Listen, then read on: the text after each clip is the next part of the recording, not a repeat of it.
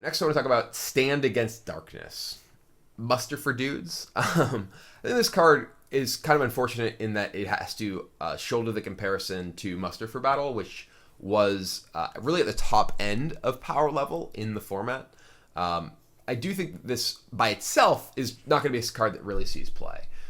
Muster for Battle was just inherently very strong tempo, very strong value. 3 guys and a weapon for 3 mana give the ability to generate significant board presence and interact with your opponent's board immediately and over turns. Whereas this, I could see this possibly being played in a deck that's really looking to flood the board, very recruit based. Obviously, we're losing Quartermaster in Standard, but maybe this ends up being played alongside it in Wild.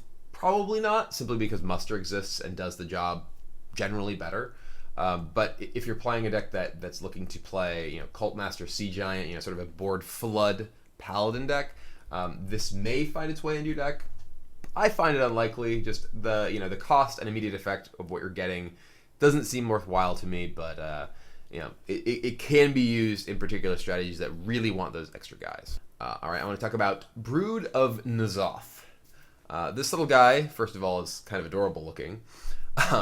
Secondly, this is a new death rattle when we're losing a lot of the existing death rattles that we had in Naxxramas. A 3-cost 2/2, when it dies, give your minions +1/+1. This is a card that maybe goes in your Stand Against Darkness deck.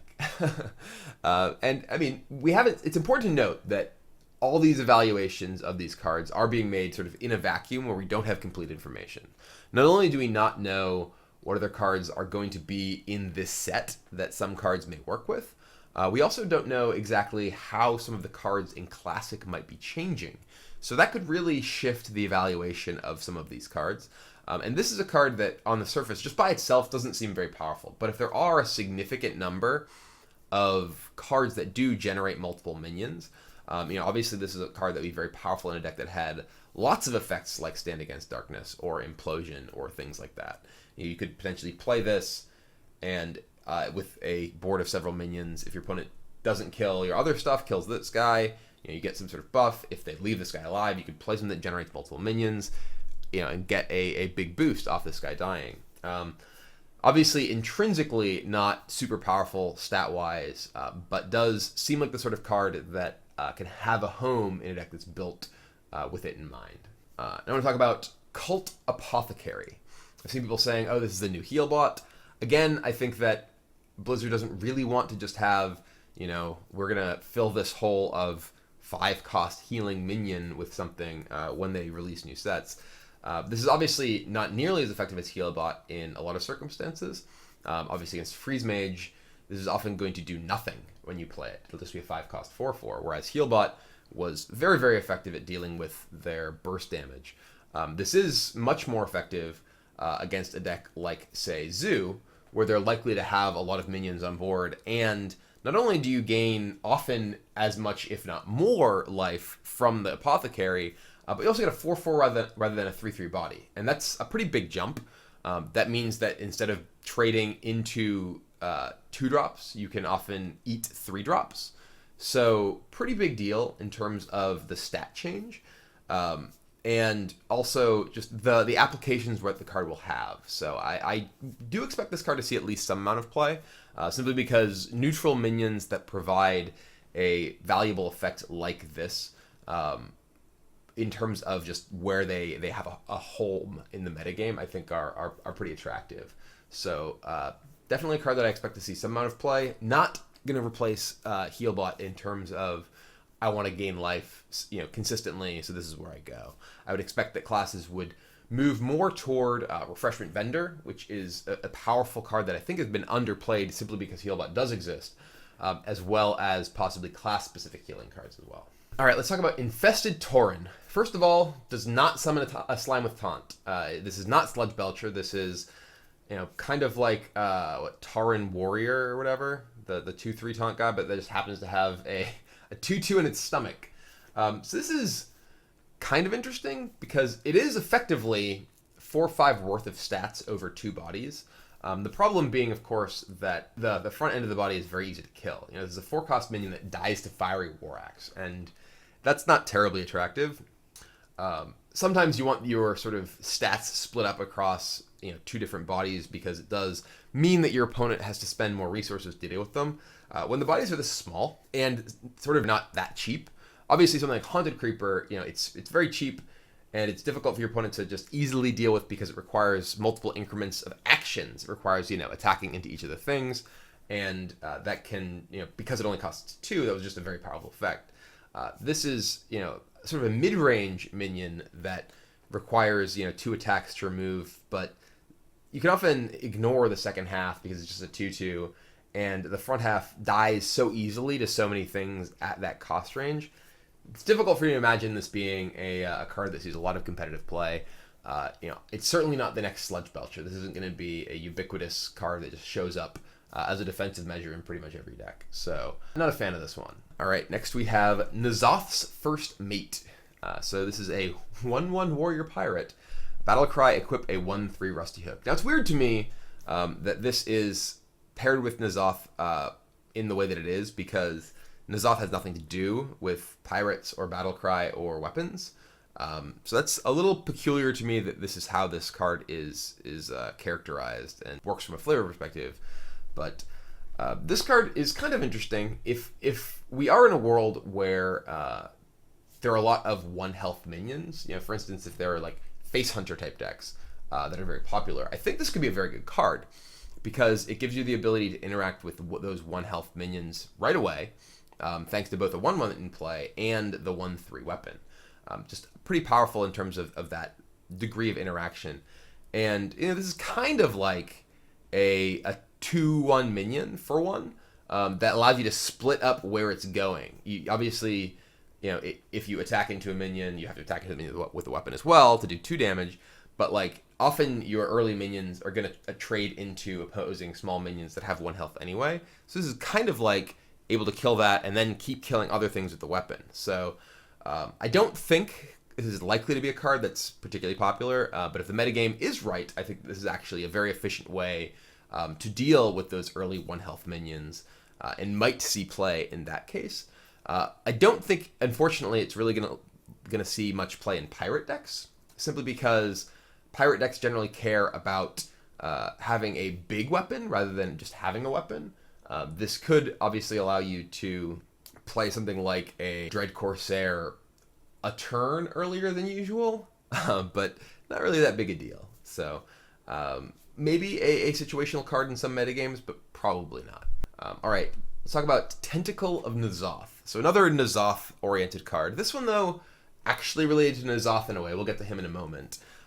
This is kind of, Whirlwind on a stick. The second coming of Unstable Ghoul, whatever you want to call it.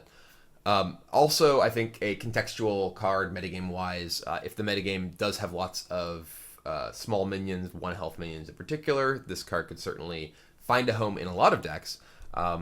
Can work pretty well with cards like Grim Patron, because you can potentially play this Whirlwind, sort of an extra Whirlwind effect. Not quite as effective as Deathspite, which you can queue up beforehand, but Deathspite's basically the greatest card in the history of the Warrior class, so unlikely we're going to see many cards that are quite as good as Deathspite at most things.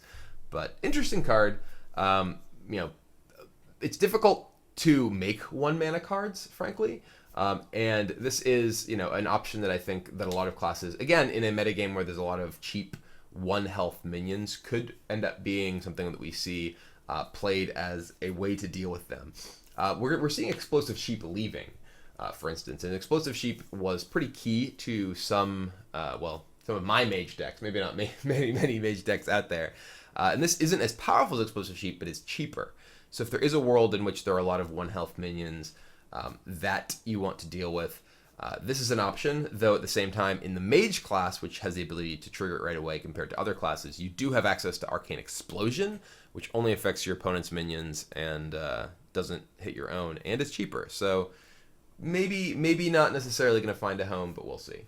Let's get back to N'Zoth himself. So N'Zoth the Corruptor, Battlecry, summon your Death Rattle minions that died this game. So first of all, this only works with minions that had Death Rattle when you played them. That's an important thing.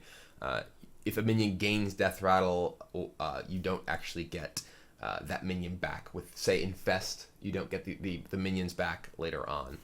So N'Zoth is interesting. It's a hard card to evaluate without having more information about what cards are also in the new set. Most of the powerful death rattles, or at least many of the death rattles in Hearthstone, are leaving with Naxxramas, at least in terms of the standard format.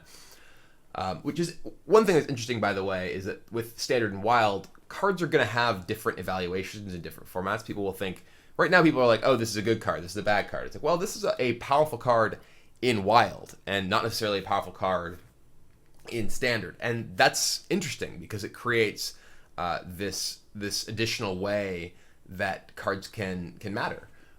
Some cards will be superstars in one format and irrelevant in the other, and some cards will be vice versa. You'll have a card that may have tons of synergy with tons of different things in wild, but doesn't actually have the tools to be a powerful card in standard. And that will, I think, make people have to open their minds, open their eyes to evaluating cards in a different way. And I think that's good for the game. But anyway, N'Zoth is clearly powerful with death rattle minions, duh. But a deck that's going to want to use this is going to want to generally have not like a ton of death rattle minions necessarily, but a significant number of individual powerful ones. Because you only have 7 spots on the board, at most this guy can bring back 6 death rattle minions. So you don't want to just have this guy in a deck with a bunch of haunted creepers and N'Zoth's tentacles and whatever else, because you'll play him and just your board will get cluttered with things that aren't that powerful. But he is clearly very powerful if you have individual strong death rattle minions like Sylvanas, like Tyrion, like Sneed's old Shredder. So I think that we may see this as sort of a late game value card in some controlling oriented decks that are looking to sort of double up on the power that they are getting from some of their other individually powerful cards. It's kind of like a King Varian Bryn, that you get like a huge immediate board presence boost. One thing about it, though, unlike Varian, doesn't make you vulnerable to fatigue, which was one of the reasons that I think Varian didn't necessarily find a home quite as some people might have expected when the card was first revealed. In those long control battles, he would dig you deeper and deeper to fatigue, and that's not really what you want to do. You play him, just get brawled. It's like, okay, well, you play N'Zoth. If they brawl you, well, you brought back a bunch of death rattle minions, so their brawl isn't necessarily going to be that effective. And I do think it's possible we do see Cairn more than we did before because Sludge Belcher's gone, and that was sort of this ubiquitous thing that Cairn couldn't deal with that was always around at the same sort of stats that he was. So anyway, I think N'Zoth will definitely be a card that people build decks around, but it really is very important to see what other tools exist to support him in terms of death rattle. So now we'll talk about Hallazeal the Ascended. This was Kripparrian's revealed card last week, and this is a very powerful card. First of all, it's a 4/6 for 5 mana, which is totally fine stat line. Obviously, we've seen this on other minions that haven't seen a significant amount of play, like Spiteful Smith or whatever. But the ability here is huge. Being able to gain health equal to the damage your spells deal as a shaman. This is particularly powerful with area of effect spells, say Lightning Storm or Elemental Destruction. Obviously, if you Lightning Bolt summon and gain 3 life or more if you have spell damage, pretty powerful by itself.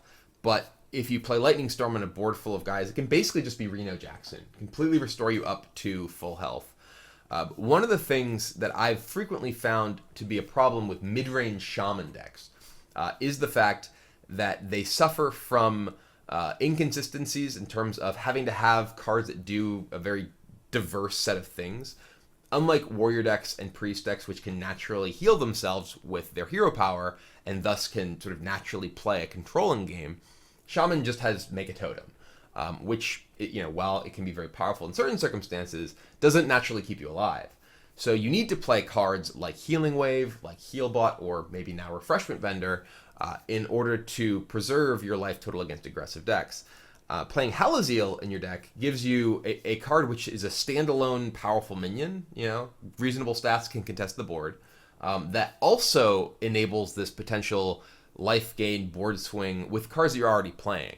So definitely a card that has a lot of potential and may help bring about a resurgence in mid-range Shaman, which I love because mid-range Shaman was the very first deck that I played competitively in Hearthstone. All right, speaking of legendary cards, Herald Village. This was a card that was revealed on the European Hearthstone Championship Tour stream. And this is another card that I think is difficult to evaluate without context, kind of like N'Zoth. Battlecry, summon a 1/1 copy of each of your other minions. Obviously, this is very powerful with minions that have big abilities like Ragnaros or Ysera or things like that. But we really can't judge this card based on these sort of best case scenarios with high cost minions. We want to think about it in terms of what it can do when you have like a reasonable board on the turn that you'd naturally curve into it, I think. Because otherwise, it's like if you have a Ysera, you're way better off just faceless manipulating your Ysera, to just get a Ysera with its body as well as this. And while you have a Ysera and you're taking your next turn, you're probably in a pretty good position anyway. So this guy, if you have two guys, he gives you a 5/5 and two 1/1s, just assuming that those things have no abilities, and that's pretty reasonable. It's 7/7 worth of stats, assuming you have two things in play. Priest would rather generally have those stats concentrated in one body because your healing ability is obviously more powerful to keep an individual large thing alive and can't do anything to keep 1/1s alive. But those 1/1s do keep their abilities, so if they have abilities like, specifically Death Rattle is what I think Herald Village works the best with. Obviously, most of the best Death Rattle minions are leaving Standard with the loss of Naxxramas in the rotation, so it'll be difficult to get a ton of value from those cards, in Standard at least. But if you do have cards, any cards that are similar to that, if you have things that do offer effects when they die, whether you have just loot hoarders or even something like Acolyte of Pain. Acolyte of Pain giving you a card when it's dealt damage works well with Herald Village. You get a 1/1 that when it dies, draw a card. That's pretty powerful. So this is inherently by itself not an amazing card. The natural case scenario, which is what I think you have to think about most of the time with cards, like what's the board agnostic scenario when I just have generally stuff in play, and playing it and getting 2 or 3 guys when you do play it. That's the most you can get is 3, because if you have 3 minions when you play it, it'll give you 3 1/1s and the Herald, so you'll have 7 minions total. And that's, you're getting 8/8 for 6 spread across bodies. So that's pretty good, worth of stats. That can, incrementally attack each of them at different things. Only one of them is a body you can effectively heal, buff, etc. Well, you can buff the other ones, but only one is really a healable body at that point. But if you do have bonus abilities on those minions you are copying, you start to come out really far ahead in the exchange. So this is definitely a card I'm going to try and build decks around. As to whether those decks will be good remains to be seen, and will be very much up to what sort of abilities we can find on minions in the new set. So let's talk about Hogger, Doom of Elwyn. So the corrupted Hogger, which it's a little weird to me that we're already seeing these sort of revisiting of the same minions from the Hearthstone world. And this is something we actually saw kind of be an issue at the very initial release or release announcement of Whispers of the Old Gods, that we saw the polluted hoarder and validated doomsayer, and these are sort of alternate versions of cards that currently exist. It feels to me that we're a little bit too early in Hearthstone's life cycle to have these nostalgia cards, these cards that are kind of a call out to old cards in Hearthstone. There's only like 3 expansions for the game. This is the 3rd expansion. It just feels a little aesthetically too soon to have so much of a set be sort of call-outs to previous content. Magic didn't do a nostalgia set for years. And we also have the issue that there are now, between Hogger and Ragnaros, who we'll get to, the Doomsayer Hoarders and stuff, there's a bunch of cards that have the same name. We'll get to another one right after this, in fact, in the same format. And that's kind of confusing. Like, which Ragnaros are you talking about? Which Hogger are you talking about? When people actually try and communicate about these cards. So that I think is kind of a weird thing that's going on. I would rather have waited a little bit as a game designer myself. I'd rather waited a bit before we did sort of this callback to previous content, and maybe have that callback happen after that old content is no longer being played, no longer part of the format, to avoid that sort of which Hogger are you talking about confusion. Regardless, it is the direction that Hearthstone chose to take, and I don't think it's necessarily a big deal, but it just kind of grates me a little bit because it feels kind of forced in terms of having this stuff this soon. But anyway, Hogger. So 7 cost 6/6, very Trogzor-esque. I'm sure everyone will love it. Whenever it takes damage, summon a 2/2 Gnoll with Taunt. That's a very powerful effect. You can possibly get tons of stats off this one guy. In particular, if you have the tools to damage it yourself, with things like Whirlwind, N'Zoth's Tentacle, or whatever else. Doesn't actually generate the taunts every turn like old Hogger, but can generate potentially multiple taunts in a turn, and is obviously individually harder to deal with itself. So the fact that this is a minion that if your opponent kills with any damage-based removal, even just Fireball, you generate value because you get this extra 2/2 taunt. That's pretty significant. The taunt, the minion it generating having taunt is also a pretty big deal because it can really mess up the way that your opponent can possibly sequence attacks to effectively kill it and other things on your board. It is only inherently a 6/6 for 7 mana, but very likely is going to generate at least 8/8, possibly 10/10 worth of stats, depending on how many times your opponent does need to deal damage to it in order to kill it. So I think this is a powerful card. It also dodges Big Game Hunter because it's only 6/6. So this is actually a card that I think people are kind of sleeping on because I haven't really heard people talking much about this. And I think that Hogger does have the potential to be a powerful late game card in a lot of different decks. Like imagine this in a priest deck. Obviously, if your opponent is ahead on board, you play this and they can just kill it. Maybe you don't get much value out of it. But if you play this and you can attack into like 2 or 3 minions and just keep healing your Hogger, that's pretty huge. So I really do think Hogger has potential, or I should say I think Hogger Doom of Elwyn has potential, because the other Hogger, who's also named Hogger, see why I think there's a problem here? Anyway, do think the card will certainly see some amount of play, and definitely be one that I'm trying to play with.